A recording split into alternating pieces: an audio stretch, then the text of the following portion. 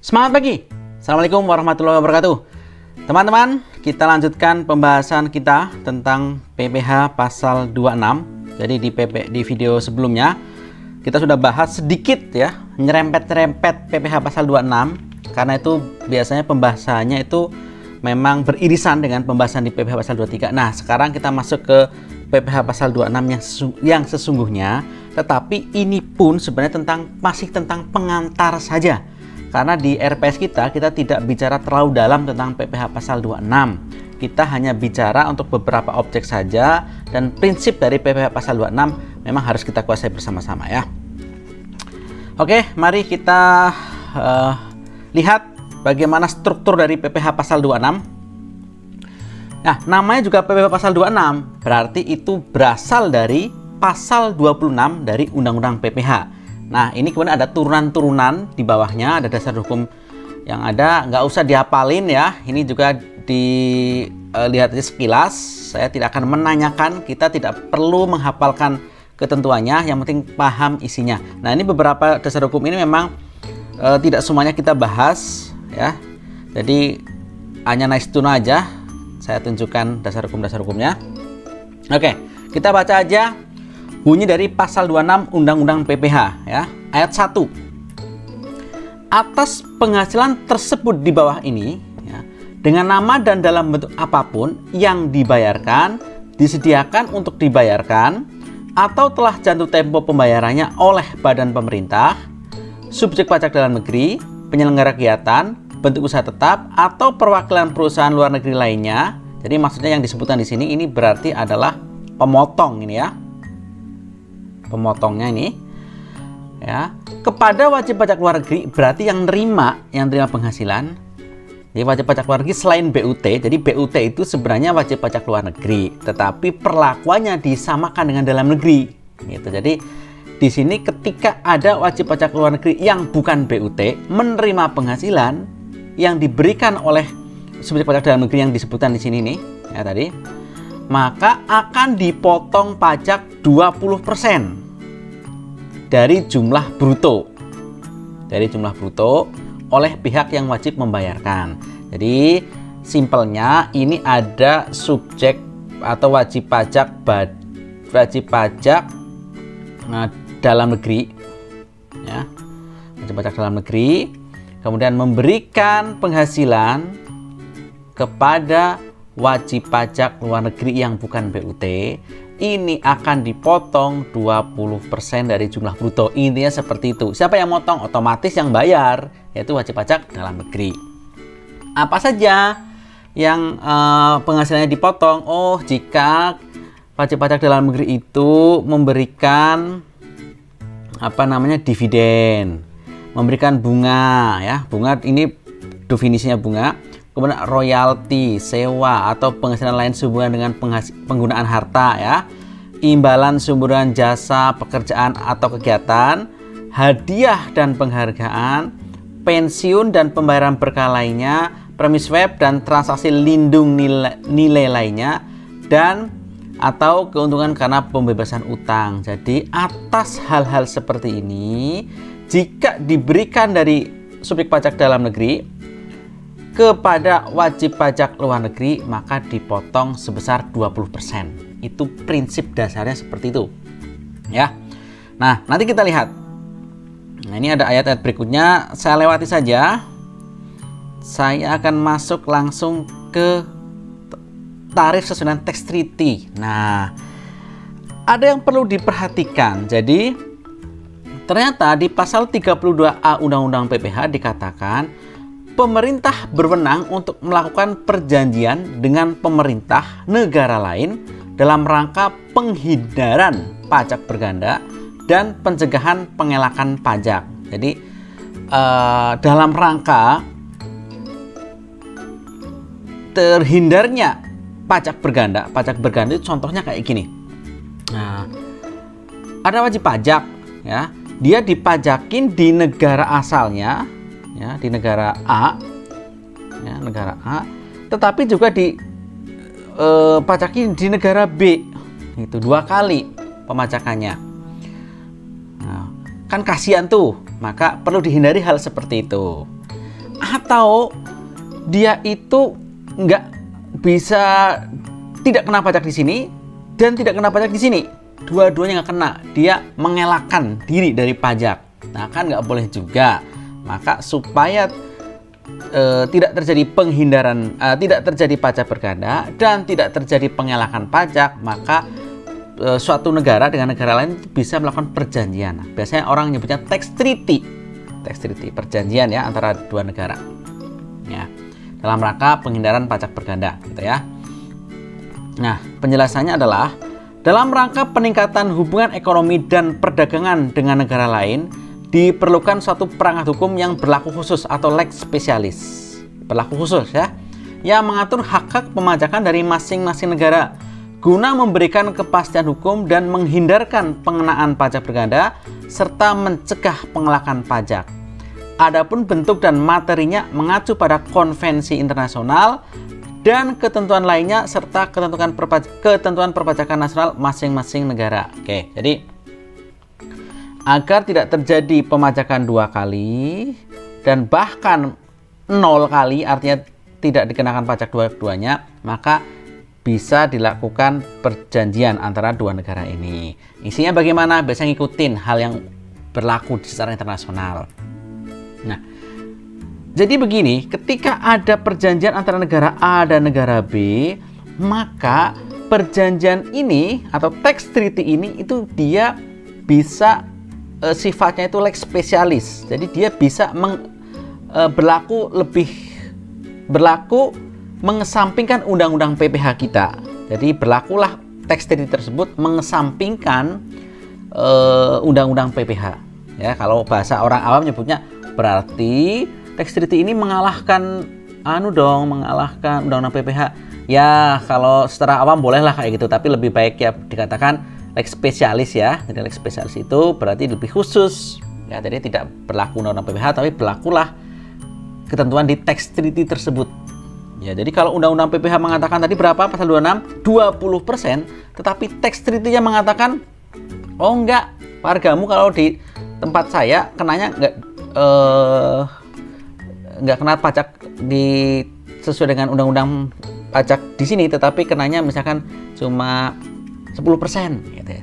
Jadi sesuai dengan bunyi tax treaty ya. Oke.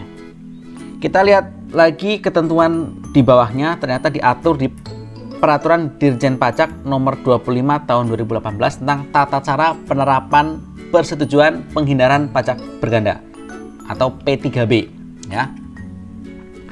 Di pasal 3 disebutkan bahwa ayat 1, pemotong dan atau pemungut pajak wajib melakukan pemotongan dan atau pemungutan pajak yang terutang atas penghasilan yang diterima dan atau diperoleh WP luar negeri sesuai dengan ketentuan yang diatur dalam Undang-Undang PPH. Jadi ayat 1-nya itu masih bilang ya udah, kalau ada WP luar negeri ya mendapatkan penghasilan dari Indonesia, maka pemberi penghasilan di Indonesia ya, WP Indonesia atau WPDN itu harus memotong dong sesuai dengan Undang-Undang PPH ya, yaitu di pasal 26 yaitu 20%. Itu ayat 1. Ya, jadi berlaku Undang-Undang PPH dulu. Tetapi kemudian ayat 2, dalam hal terdapat pengaturan khusus dalam P3B itu ya ini ya. Persetujuan penghindaran pajak berganda ya, atau tax treaty salah satunya. Dalam hal terdapat pengaturan khusus dalam P3B, berarti ada tax treaty, ada tarif yang berbeda, maka pemotong dan atau pemungut pajak melakukan pemotongan dan atau pemungutan pajak sesuai dengan ketentuan dalam P3B. Jadi yang dipakai adalah ketentuan dalam P3B. Sepanjang wajib pajak luar negeri menyampaikan SKD itu adalah surat keterangan domisili WPLN wajib pajak luar negeri. Jadi surat keterangan domisili itu isinya adalah ini, berisi informasi mengenai telah terpenuhinya ketentuan sebagaimana dimaksud dalam pasal 2. Pasal 2 bagaimana? Nah, ini di samping pasal 2. Tapi sebelum itu saya akan sampaikan dulu apa itu SKD. Surat keterangan domisili adalah surat keterangan yang berisi informasi bahwa wajib pajak luar negeri ini merupakan wajib pajak di suatu negara. Yang tanda tangan itu adalah kantor pajak luar negeri tersebut.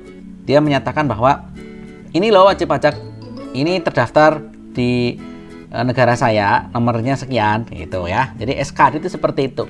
Jadi berlaku ketentuan di P3B hanya jika menunjukkan SKD. Jadi SKD ini syarat formal, surat keterangan domisili dari kantor pajak sono ya, luar negeri itu adalah syarat formal, harus punya itu dulu, maka baru berlaku ketentuan di P3B. Kalau nggak ada SKD ini ya nggak berlaku gitu. Nah, SKD ini juga berisi informasi yang mengenai telah terpenuhinya ketentuan dimaksud dalam pasal 2. Pasal 2 itu ini, bahwa intinya adalah PPLN tersebut memang bukan SPDN Indonesia ya, karena PPLN. Kemudian penerima penghasilan merupakan OP atau badan yang merupakan SPDN dari negara mitra atau yurisdiksi P3B. Jadi maksudnya dari ini memang wajib pajak, subjek pajak dalam negeri di negara tersebut, gitu ya. Nah, bagi kita dia itu adalah subjek pajak luar negeri, bagi negara tersebut SPDN ya. Kemudian tidak terjadi penyalahgunaan P3B. Ya, dia mengajukan SKD-nya itu bukan dalam rangka untuk menyalahgunakan P3B tadi, bukan ya. Dan penerima penghasilan itu merupakan beneficial owner dalam hal dipersyaratkan dalam P3B. Oke. Nah, jadi intinya perlu ada SKD. SKD itu bisa menunjukkan beberapa hal tentang wajib pajak tersebut, wajib pajak luar negeri tersebut. Dan sekali lagi tidak ada indikasi untuk menyalahgunakan P3B. Nah, kemudian ayat 3. Dalam hal berdasarkan data atau informasi yang dimiliki oleh Direktur Jenderal Pajak, diketahui bahwa ketentuan yang dimaksud dalam pasal 2 yang ini nih tadi, yang ini tidak terpenuhi, ternyata nggak memenuhi syarat-syarat ini, maka pemotong atau pemungut wajib pajak wajib melakukan pemotongan dan atau pemungutan pajak sesuai dengan ketentuan yang diatur dalam Undang-Undang PPH. Jadi kalau tidak terpenuhi syarat di pasal 2, maka nggak jadi berlaku P3B-nya. Pakainya adalah Undang-Undang PPH yang 20%, gitu ya, pasal 26. Tuh ya, mari kita lihat implementasinya. Kita lihat ini cara berpikir ketika ada transaksi pemberian penghasilan dari wajib pajak dalam negeri ke wajib pajak luar negeri. Kalau kita sudut pandangnya dari Indonesia ya. Oke, ada penghasilan dari Indonesia yang diterima subjek pajak luar negeri. Oke, pemberinya adalah Indonesia, yang terima subjek pajak luar negeri. Oke, kita tanya dulu, apakah syarat administrasi terpenuhi? Syarat administrasinya di sini adalah SKD. Jadi ketika kita akan memberikan penghasilan, kan harus, kalau memberikan penghasilan kita harus motong kita tanya dulu, wahai kamu punya SKD apa enggak? Surat keterangan domisili. Oke, kalau jawabnya tidak ada SKD, saya warga negara wajib pajak di negara Singapura misalkan, tapi saya nggak punya SKD. Oke, kalau nggak punya SKD, nah berarti sebenarnya udah jawabannya ya nggak berlaku tuh, tidak akan berlaku P3B untuk kondisi ini, gitu ya. Maka kemudian ditanya lagi, apa ini objek PPH pasal 26? Jika bukan, ya sudah nggak bisa dipotong PP pasal 26, gitu ya. Ini berarti memang tidak perlu dipotong PP pasal 26, wong nyatanya bukan objek pasal 26, gitu ya. Nah, berikutnya ternyata kalau ditanya objek pasal 26, ternyata kita menjawab sendiri atau mengetahui bahwa itu jawabannya iya, oke, objek pasal 26, maka ya sudah dikenakan tarif 20%. Kenapa 20%? Karena dia tidak mempunyai SKD, gitu ya. Ini SKD, ini surat keterangan domisili. Dan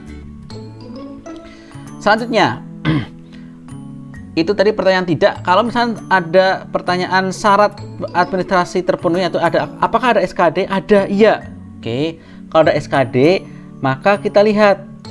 Nah, SKD dia punya keterangan dari kantor pajaknya bahwa dia adalah warga negara sana, bahwa dia adalah wajib pajak di sana. Maka kita lihat, oh, ini berarti dia berhak tax treaty sebenarnya. Tapi dilihat dulu ada tax treaty-nya atau tidak, gitu ya. Ada tax treaty atau tidak, gitu. Ternyata tidak ada. Kalau misalnya tidak ada, ya sudah, andaikan dia objek pasal 26, kenanya 20%. Kalau bukan objek pasal 26, ya udah nggak kena pasal 26. Gitu ya. Jadi ada SKAD pun tetapi nggak ada tax treaty-nya, ya udah. Kalaupun dia objek pasal 26, ya tidak berlaku P3B. Mau nggak ada P3B-nya, nggak ada tax treaty-nya, kenanya tarif 20%. Oke. Nah, selanjutnya, ketika ada pertanyaan apakah ada tax treaty, tadi kan jawabannya tidak. Kalau jawabannya iya, yang ke sini nih, iya, gitu ya.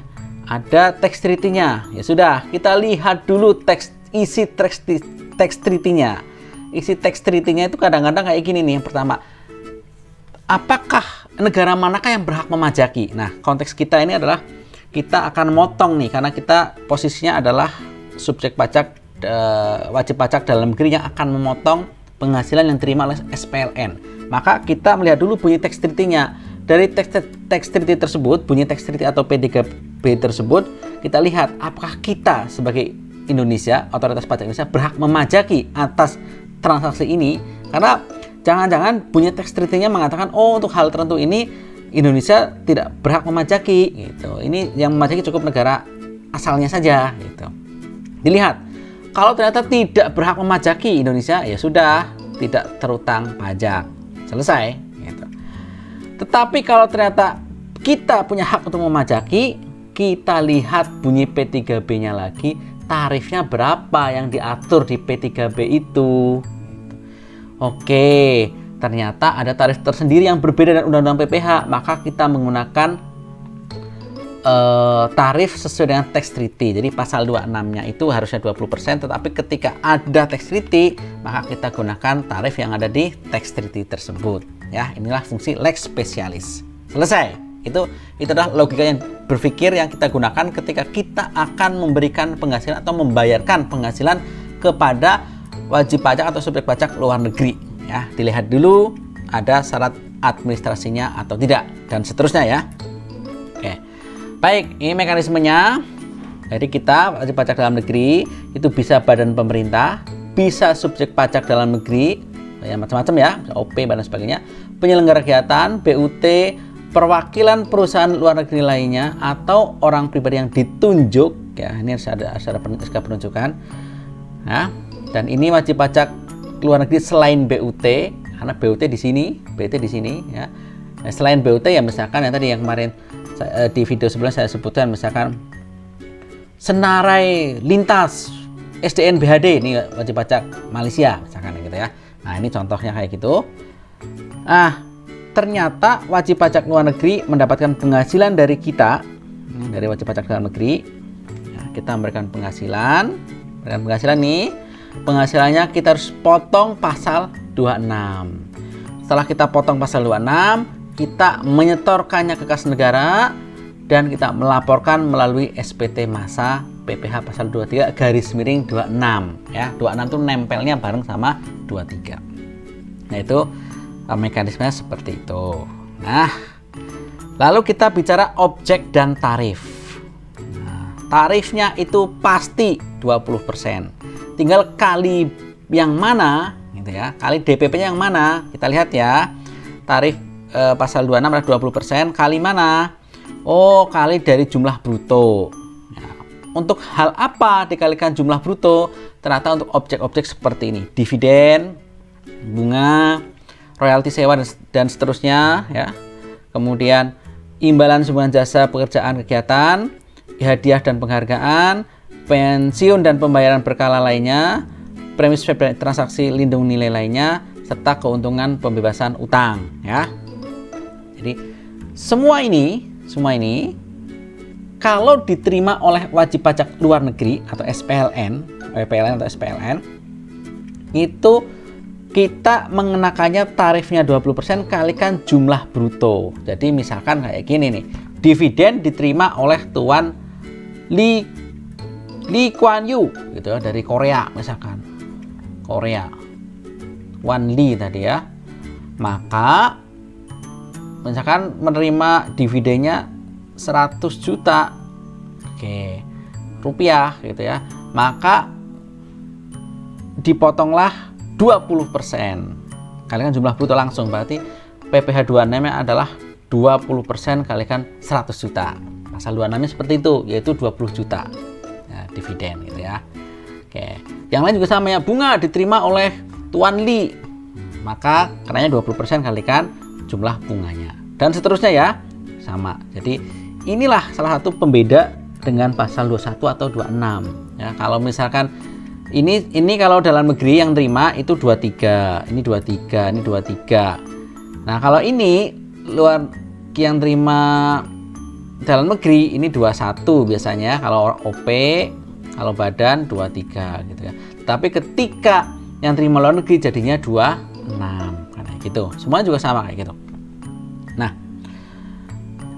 oke, kemudian ada juga DPP-nya itu bukan jumlah bruto. Ini jumlah bruto yang ini nih. Ya. Nah, ternyata ada yang dari perkiraan penghasilan neto, yaitu untuk objek pajak apa? Kalau perkiraan penghasilan neto ini maksudnya berarti jumlah brutonya dikalikan persentase tertentu lagi gitu ya. Nah, itu untuk apa aja? Ternyata untuk dari penjualan pengalihan harta di Indonesia. Kemudian untuk premi asuransi yang dibayarkan kepada perusahaan asuransi luar negeri, penghasilan dari penjualan saham di luar negeri, penjualan saham di dalam negeri ya, penghasilan dari penjualan pengalihan saham dimaksud dalam pasal 18 ayat 3C. Apa tuh? Nah, kabar baiknya kita membatasi diri untuk membahas yang ini saja ya, yang di RPS kita batasi di sini. Ini kalian kalau tertarik silahkan pelajari sendiri ya, ketika kalian membutuhkannya. Ada satu lagi nih untuk pasal 26 untuk yang kita sering menyebutnya sebagai branch profit tax ya. Apa itu? Nah, nanti pelajari sendiri, ada di slide di bawah ini ya. Tapi sekali lagi itu di luar cakupan RPS kita. Nah, ingat tarif ini tadi, ini tarif kan sesuai dengan undang-undang PPh nih, undang-undang PPh. Sementara kalau kita punya negara Indonesia punya perjanjian P3B atau tax treaty dengan negara tertentu tersebut ya, maka jika terpenuhi syarat administrasi, yaitu ada SKD, surat keterangan domisili yang ditunjukkan oleh WPLN tadi, maka berlakulah ketentuan yang ada dalam tax treaty ya. Jadi tarifnya nggak 20% lagi, tetapi ngikutin tarif yang ada di tax treaty. Misalkan nih dengan Korea tadi ya, ada Tuan Li menerima dividen dari Indonesia. Tuan Li itu orang Korea ya, harusnya kena 20%, tetapi ternyata dia bisa menunjukkan SKD, dan SKD maka berhak, kalau SKD-nya ada maka dia berhak mendapatkan perlakuan sesuai dengan isi P3B. Nah, dilihat P3B-nya atau tax treaty-nya, oh iya ada aturannya, ternyata untuk warga Singapura yang di Indonesia, yang menerima penghasilan dari Indonesia dari dividen itu kenanya cukup 10%. Ya udah, nggak jadi 20%, jadinya 10%. Jadi pasal 26-nya itu disesuaikan dengan ketentuan di tax treaty. Gitu ya, teman-teman semua. Nah, itu aja ya pembahasan tentang PPh pasal 26. Nah, ini yang lain bagaimana? Silahkan belajar sendiri. Ini silahkan belajar sendiri, ada di setelah slide ini. Tetapi ingat, saya katakan untuk keperluan jangka pendek kita ya, slide-slide di bawah ini atau di slide-slide setelah ini itu sifatnya nice to know saja ya. Silahkan pelajari jika tertarik, tetapi untuk sementara untuk RPS kita belum membahas itu. Baik, kita aja teman-teman semua. Video singkat ini mudah-mudahan bermanfaat ya. Insya Allah kita kalau ada kesulitan kita akan bahas di video conference kita di kelas ya. Terima kasih, tetap semangat. Assalamualaikum warahmatullahi wabarakatuh.